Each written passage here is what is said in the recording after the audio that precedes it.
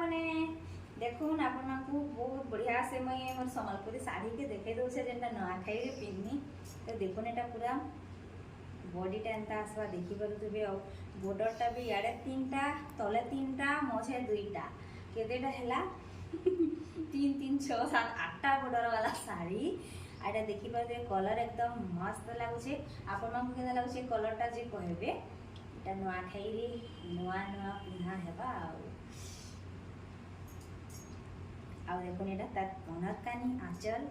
देखि पारुथबे बहुत ही बढ़िया लागुचे डिजाइनटा हेगिनी सावित्री व्रतरे जेटा पिंधि आपण माने बहुते पसंद करले